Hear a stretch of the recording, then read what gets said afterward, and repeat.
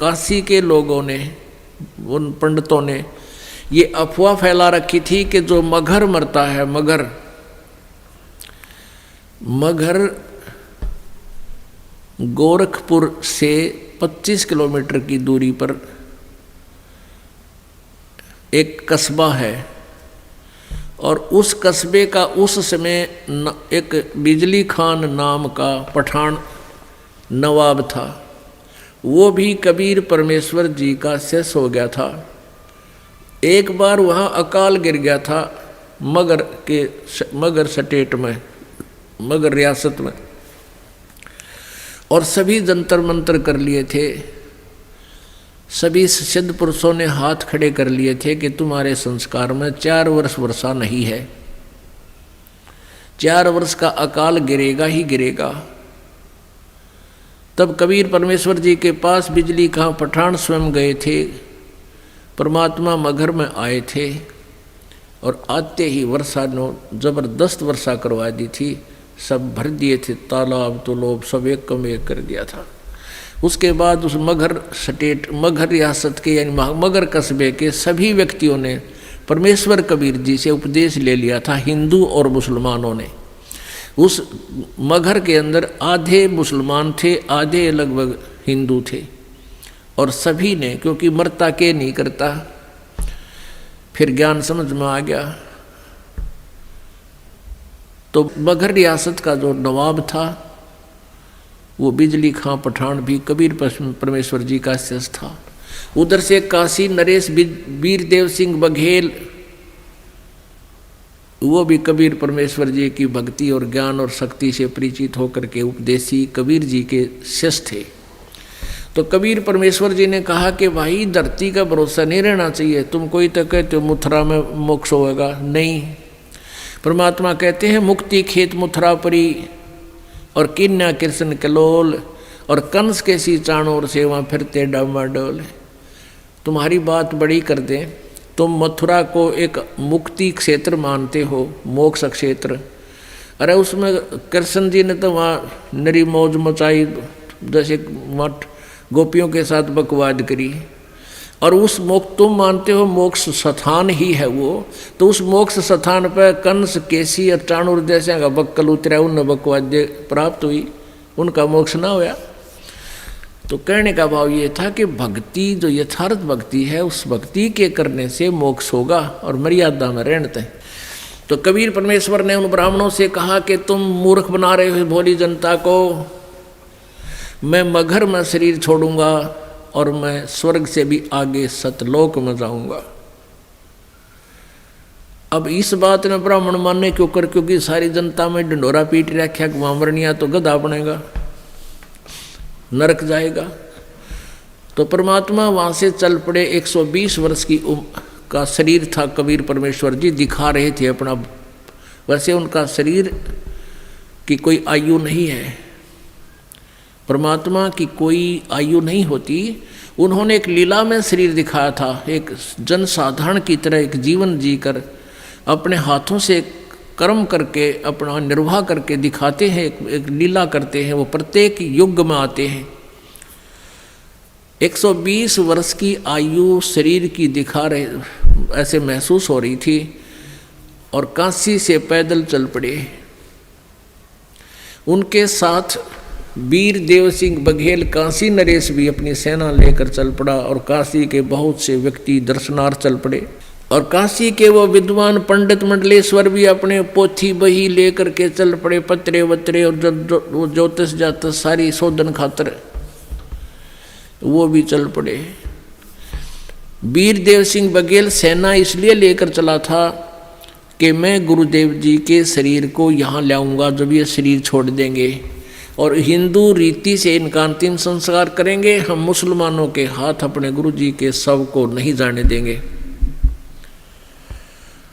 अब बिजली खां पठान मुसलमान को जब ये पता चला कि गुरुदेव यहाँ आ रहे हैं, और काफ़ी व्यक्ति भी दर्शनार्थ आ रहे हैं, और गुरुजी यहाँ पर अपना जीवन लीला अंत करेंगे, और वीरदेव सिंह काशी नरेश हिंदू के इरादे से भी परिचित हुए कि वो शरीर को लेकर जाएंगे। तो बिजली खां पठान ने भी अपने मुसलमानों से सलाह की। तो मुसलमानों ने कहा कि हम अपने गुरुदेव के, अपने पीर के शरीर को हिंदुओं को नहीं देंगे, हम मुसलमान रीति से अंतिम संस्कार करेंगे, और यदि ये नहीं मानेंगे तो आपस में युद्ध भी करके प्राप्त करेंगे।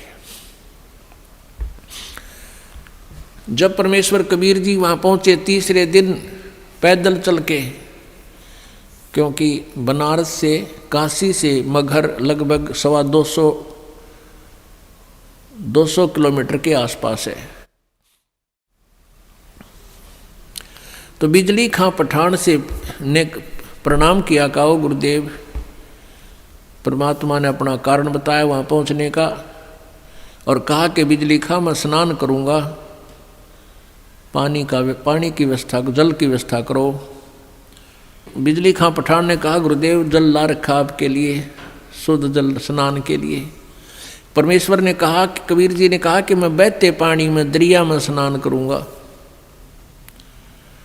अब बिजली खां पठान ने कहा कि यहाँ एक दरिया बहती थी, आमी नदी, लेकिन वो भगवान शंकर ने श्राप दे रखा है, उसका पानी खत्म हो गया, वह सूखी पड़ी है। परमेश्वर जी ने कहा कि चलो दिखाओ मुझे कहाँ है वो आमी नदी। जहाँ परमेश्वर खड़े थे वहाँ थोड़ी सी दूरी पर, 2-3 एकड़ के दूरी पर, 600 फुट की दूरी पर वो दरिया सूखी पड़ी थी। परमात्मा ने वहाँ खड़ा होकर साथ में हजारों की संख्या में दर्शक, और परमेश्वर ने ऐसे किया था हाथ से संकेत, जैसे ये ट्रैफिक का सिपाही करा करे, ऐसे कर दिया। क्या देखते हैं कि थोड़ी सी दूरी पर एक बहुत बड़ा धमाका हुआ, और एकदम पानी से भरकर नीचे से पानी इतना जोर से निकला और पूरी दरिया भरकर चल पड़ी। बोलो सतगुरुदेव।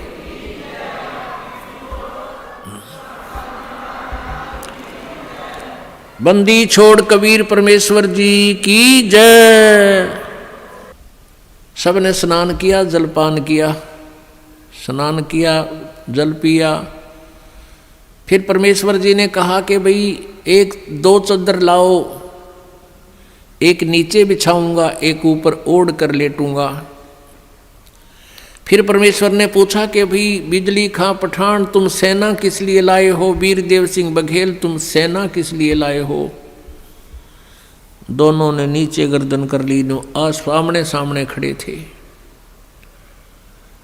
दूसरे हिंदू और मुसलमान कहने लगे, हिंदू कहने लगे कि हम आप जी के शरीर को इन मुसलमान काफरों के हाथ नहीं लगने देंगे, हम आपके शरीर का अंतिम संस्कार हिंदू रीति से करेंगे। मुसलमान कहने लगे हम इन हिंदू काफरों के हाथ आपका शरीर नहीं लगने देंगे, हम आपके शरीर का अंतिम संस्कार अपने हिसाब से करेंगे, और यदि ऐसा नहीं हुआ तो हम युद्ध करके शरीर प्राप्त करेंगे। अब परमेश्वर ने कहा रे बोले आदमियों, निकम्यों, 120 वर्ष हो गए मैंने तुम्हें शिक्षा देते ने, आज तक तुम मेरे शिक्षाओं का इतना ही पालन कर पाए हो। आज भी तुम हिंदू और मुसलमान 2 बने खड़े हो। खबरदार जे तुमने झगड़ा किया तो मेरे से बुरा नहीं होगा। और सुन लो,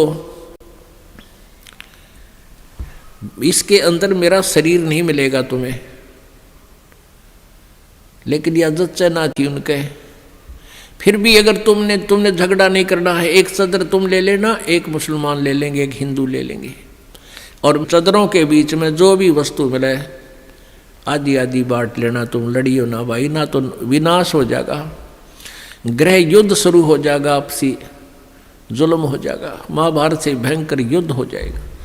लेकिन उनके मन में न्यू थी कि एक बार गुरुजी शरीर छोड़ दें, फिर तुम आप देख लेंगे। हाँ, फिर हम न मानना किससे कि नहीं, अपने हिसाब तक कराएंगे हम। अब परमात्मा ने ऐसा ही किया, शरीर तो उनका साथ ही गया था, छोड़ा नहीं था। लेकिन क्या हुआ, जितने सबके समान था, सब जैसे चादर ओढ़ी थी ऊपर के, और शरीर के ओढ़ा हुआ जैसे महसूस होता, इतने ही शरीर के आकार के फूल बन गए, सुगंधित फूल। और परमात्मा आकाश में जाकर आकाशवाणी की कि भी देख लो ब्राह्मणों, देखो मैं जा रहा हूं सतलोक को। जब आकाश में देखा तो परमात्मा का नूरी शरीर, तेजो में शरीर हो गया और ऊपर आकाश को जा रहे हैं। और ये आकाशवाणी करते जा रहे हैं और कहते हैं उठा लो पर्दा, इसमें नहीं है मुर्दा। चद्दर उठा के देखा, उसमें सुगंधित फूल पाए। हिंदू और मुसलमान कहाँ तो कत्लेआम करने को तैयार थे एक दूसरे के। बिजली खां पठान और वीर देव सिंह बघेल हिंदू राजा आपस में एक दूसरे की ऐसे प्यार से शरीर के ऐसे एक दूसरे से चिपक गए, सीने से सीने का लगाया। आपस में सब हिंदू मुसलमान एक दूसरे से सीने से लगकर ऐसे रो रहे हैं जैसे छोटे छोटे बच्चों की माँ मर जाती है, पिता मर जाता है। और रो रहे हैं और कह रहे हैं हम कति मूर्ख थे, हमने पहचाना नहीं, वो अल्लाह थे, खुदा थे, वो परमात्मा आए हुए थे। अपने आत्माओं, हमने परमेश्वर को पहचाना नहीं। इतनी लीलाएं प्रभु करके गए। आज भी मगर स्थान पर हिंदुओं ने अपनी अलग से यादगार बना रखी है, एक चद्दर और आधे वो सुगंधित फूल लेकर। और मुसलमानों ने अपनी अलग बना रखी है, एक चद्दर और आधे फूल लेकर। आज भी ये दास उसको, आज भी विद्वान है ये दास, बहुत बार उसको देख कर आया है। और हमने वो फोटो खींच कर लाए थे उनके, दोनों अलग अलग बने हुए हैं। 3 बार ये दास भी संगत को साथ ले जाकर दिखा कर लाए, प्रमाण करने के लिए कि हम सुना करते हैं वो सच्चाई है। तो पुण्यात्माओं, उन्हीं में से कुछ फूल अकेले ला करके बनारस में, काशी में भी एक चौरा बना दिया बिजली खां पठान ने। और वहाँ दोनों यादगार अलग अलग हिंदू और मुसलमानों की आज भी हैं। और उनका कोई आपस में मनमुटाव नहीं है, वो अपने हिसाब से कर रहे हैं, वो अपने हिसाब से कर रहे हैं। कति बीच में दीवार भी नहीं है, एक ग्रिल ला रखी है बीच में पार्टीशन के लिए, जैसे ये ग्रिल लगी हुई न। और आपस में बीच में एक सामूहिक गेट भी है। दर्शक जाते हैं, दोनों को देख कर आते हैं।